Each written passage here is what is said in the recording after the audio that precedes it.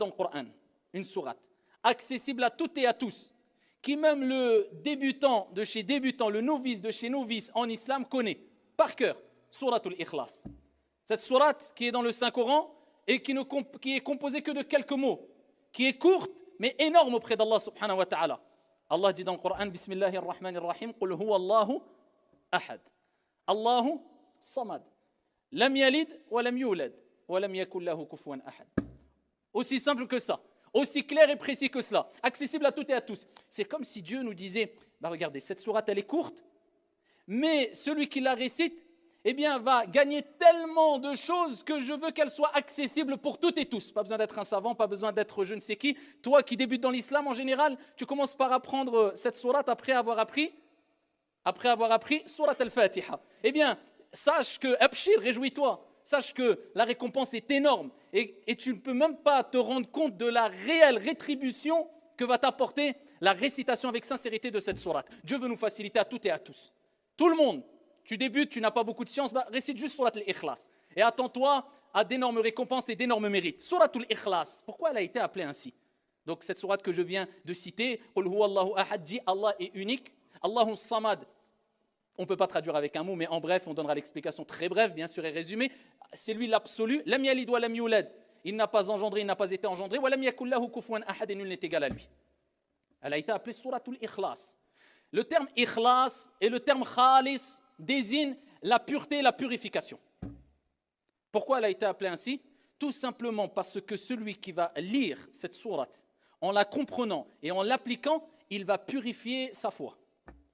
Il va purifier son tawhid, sa relation avec Dieu, l'unicité d'Allah subhanahu wa ta'ala, sa croyance quant à l'unicité d'Allah jalla wa ala, sa conviction vis-à-vis de Dieu. C'est une purification cette sourate. Et ça nous montre l'importance de at-tawhid, l'unicité de Dieu. Mais quel type d'unicité? Simplement, c'est le fait de dire la ilaha illallah. Il n'y a de divinité qu'un Dieu unique, digne d'être adoré, qui est Allah. C'est de remplir certaines conditions. Et la principale des conditions, la plus importante, c'est al-ikhlas. C'est la sincérité, c'est la pureté. Quand on parle de sincérité, c'est la pureté. C'est-à-dire, ton intention, tu la purifies de tout ce qui est mauvais. Tout ce qui est les mauvaises intentions, le fait de plaire à autrui, de faire ceci pour autrui, tu purifies tout ça. C'est la purification, al-ikhlas. La sincérité, c'est le fait de purifier ton action, ton intention, ta volonté, tes désirs, afin de te rapprocher sereinement de ton Seigneur tabaraka wa ta'ala, comme il se doit. Eh bien, Suratul Ikhlas, c'est le but, c'est de purifier ton intention afin de concrétiser le tawhid comme il se doit. C'est pour ça que Dieu rappelle l'importance de ses noms et ses attributs dans cette sourate. Et le prophète sallallahu alayhi wa sallam nous rappelle que at-tawhid, l'unicité de Dieu, ce n'est pas simplement de dire je crois en Dieu. Il y a une condition que je vous ai dit précédemment, ici qui est la plus importante. Quelle est-elle? La sincérité.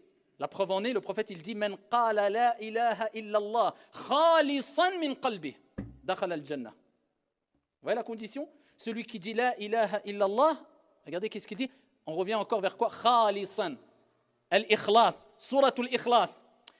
Ici, avec une pureté, une sincérité venant de son cœur.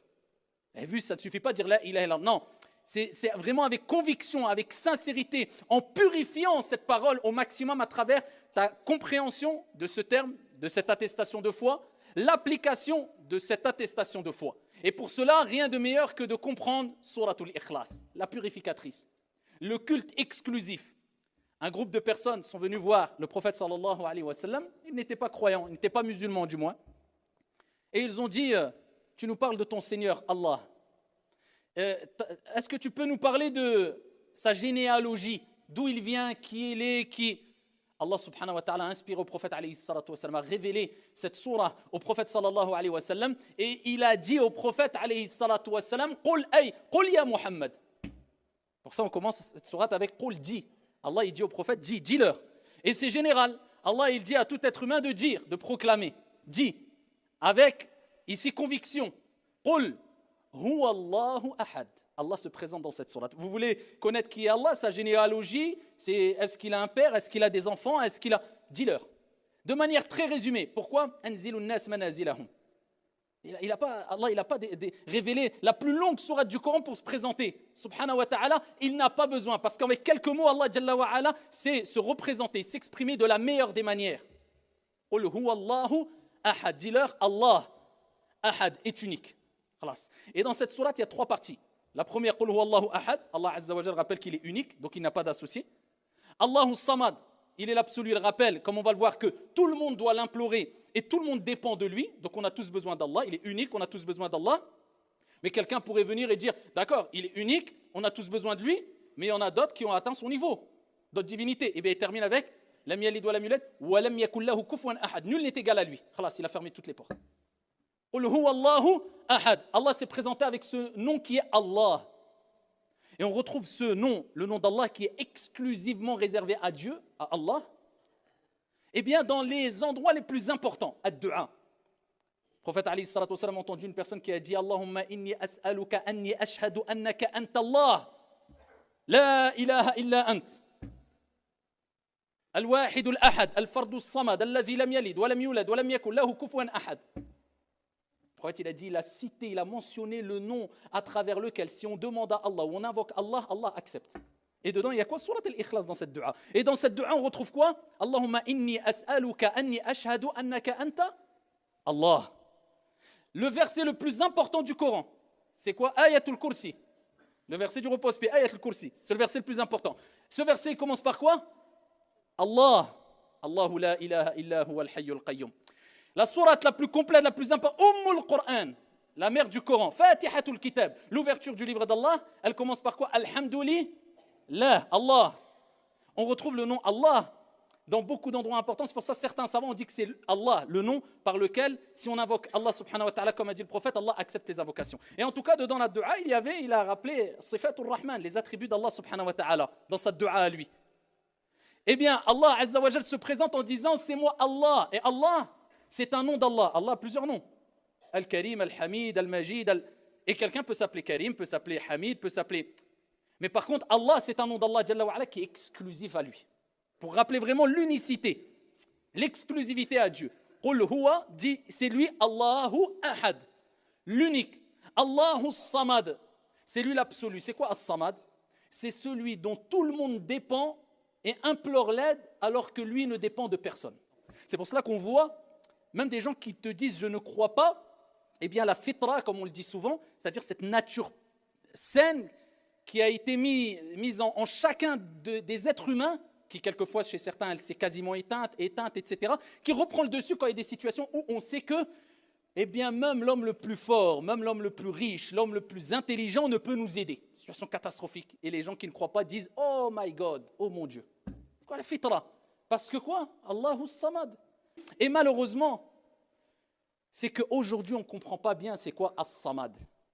Et que Dieu s'est présenté dans cette sourate afin de nous rappeler ici l'importance de ses attributs divins. As-Samad, c'est celui qui répond à celui qui lui demande et tu as besoin de lui que tu le veuilles ou non. Ça te rappelle que quoi? Quand tu as de gros soucis, de gros problèmes, de grandes demandes, eh bien demande-les avant tout à Dieu. Ensuite, eh bien adresse-toi aux causes parmi les êtres humains.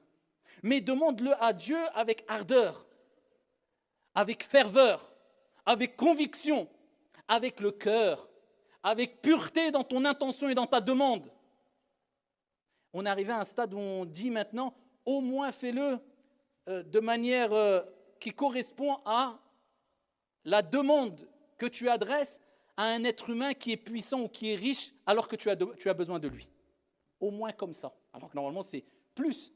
Mais est-ce que vraiment quand on demande à Dieu, quand tu as un problème, pose-toi la question, j'ai eu des problèmes, j'ai eu des demandes particulières, un travail ou autre, est-ce que je me suis adressé à Allah subhanahu wa ta'ala, mon Seigneur, de la même manière que je me suis adressé ou j'ai fait les causes vis-à-vis de ce patron-là, ou cet homme riche-là, ou cet homme connu-là, ou souvent on va se rendre compte qu'on a remué ciel et terre, et on a paniqué, on a tremblé, on a sollicité l'aide de cette personne ou ce groupe de personnes pendant des semaines, des mois, et ensuite... de temps en temps, une petite dua. Ya Allah, facilite-moi ça. 3 secondes pour As-Samad et 3 mois de cause pour Al-Abd, Al-Da'if. Avons-nous compris c'est quoi As-Samad? C'est d'abord à Dieu, on frappe à la porte d'Allah subhanahu wa ta'ala avant tout. Et on l'implore avec ferveur, de manière dévouée. Qul huwa Allahu ahad, Allahu As-Samad. Lam yalid wa lam yulad. Dieu ferme tout de suite la porte. Il n'a pas dit... je n'ai pas été enfanté, je n'ai pas enfanté. Tout de suite la porte. Ferme tout de suite la porte. Je n'ai pas d'enfant. Il n'y a pas d'enfants de Dieu ou de... Non, il y a des prophètes, il y a des envoyés, il y a des vertueux, il y a des saints, il y a des... Mais Allahu Ahad, lam yalid wa lam yulad, je n'ai pas enfanté, je n'ai pas été enfanté.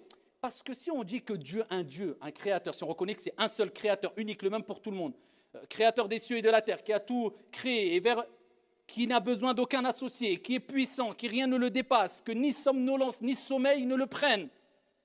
Ensuite, on réduit le créateur et le Seigneur en disant, il a une compagne, il a une épouse, ou bien il a des enfants. Ça veut dire qu'automatiquement, il dépend de quelque chose. Pour avoir des enfants, eh bien, tu ne l'as pas seul. Tu as besoin d'une autre personne. Donc, il a besoin d'autre que lui afin de... Non. Allah Azza wa Jal, ghaniyun anil alamin. C'est impossible parce que Dieu se suffit à lui-même. Il n'a besoin d'aucune aide et rien. Et il ne dépend de personne ni de rien, mais tout dépend de lui, subhanahu wa ta'ala. Et il dit, et il répond, je n'ai pas enfanté et je n'ai pas été enfanté. C'est lui le premier et c'est lui le dernier. C'est lui l'apparent et c'est lui le caché. Rien avant lui, rien après lui, subhanahu wa ta'ala. C'est lui al-hayy, le vivant qui ne meurt jamais, al-qayyum, celui qui subsiste par lui-même, subhanahu wa ta'ala. Lam yalid wa lam yulad wa lam yakul lahu kufuwan ahad. Nul n'est égal à lui. Personne ne peut atteindre son niveau. Pharaon a essayé de proclamer Ana rabbukumul a'la, je suis votre Seigneur le Très-Haut. Et bien voilà qu'Allah Jalla wa Ala l'a fait engloutir par la mer. Et ensuite il a reconnu, il a dit je crois au Dieu de Moussa. Trop tard. Qarun, qui se disait la richesse que j'ai, elle vient de moi, disait qu'il fallait des centaines d'hommes forts pour porter la clé de son trésor. Eh bien Dieu a ordonné à la terre de le prendre. Eh bien ici Qarun a été humilié. Il a akhiri. Allah subhanahu wa ta'ala, nul n'est égal à lui.